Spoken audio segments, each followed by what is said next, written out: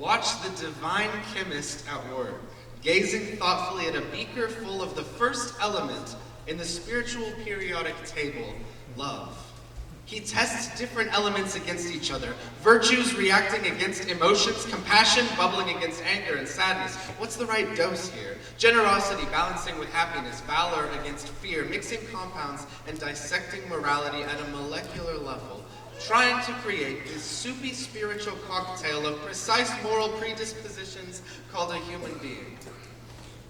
The divine chemist sets the mixture to simmer, sprinkling in an extra dash of creativity or determination, extracting each trait and virtue from himself, trying to reach the unfathomable balance of just enough moral pre-programming, but not too much to give the whole thing away. A few drops of wonder, a test tube of hope, a splash of empathy, and it's when he adds 2 parts longing and the tiniest dash of glory that the reactions start happening. Justice and charity combine to produce political organization. Wonder, creativity, and bravery swirl into something that looks like artistic inclination. Now this thing's starting to look sort of familiar. Rationality and curiosity, hardened into scientific ambition. Under the careful direction of the divine chemist, all these spiritual elements mix and react and start to form the basis of this exciting new thing called a human being. From the minute we woke up, we've been trying to track it down. These intricately crafted electrochemical blobs churning and changing inside our skulls, they want to know what it is. The most cunning, slippery target, the most elusive of all the traits we've been given to work with, that thing we want most, that thing we can't program or calculate or mass produce or predict, that thing we're all impatient for like addicts. I'm talking about joy. It's in here somewhere. We know that much, happening between our ears, inside our own heads, right here under our noses, and we can't figure it out. We want to see it written down. We want to slap a patent on it. We want to catch blurry footage of joy and air it on the 6 o'clock news, but we can't.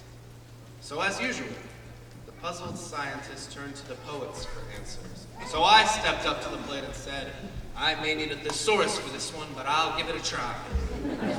My investigation began. Joy. What in the world is this thing?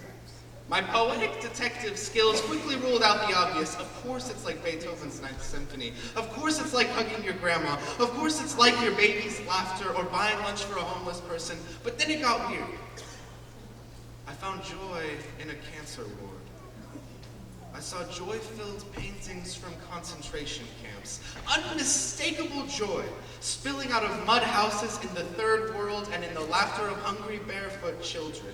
This feeling, no, this emotion, no, this trait, this virtue, no, this characteristic, this joy has nothing to do with anything in the physical world. I unloaded my poetic arsenal, wildly firing a machine gun barrage of metaphor, simile, adjective, imagery, exhausting every word in the poverty-stricken spiritual vocabulary humanity has made up so far, trying to pin down this flittering, intangible thing called joy.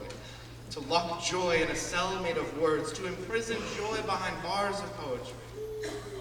Out of words, I started flinging metaphors from the bottom of the barrel. Joy is like a 1,000-year-old toddler. Joy is the ragged kite you fly in a thunderstorm to conduct spiritual energy. Joy is it's our molten core that the tectonic plates of our experiences float upon. Joy is the hilarious beauty of a spluttering but earnest poet finally lost for words. Vocabulary bankrupt, detective work done, I turned in my report. The definition of joy is out there, probably giggling at us, casually containing spiritual weight so vast our 3-pound brains couldn't dream of surviving it. Joy, I said, is perhaps the most complex reaction in this soupy spiritual cocktail of moral predispositions called a human being. There's a divine chemist out there who could tell you more, but by the time you find him, you'll already know.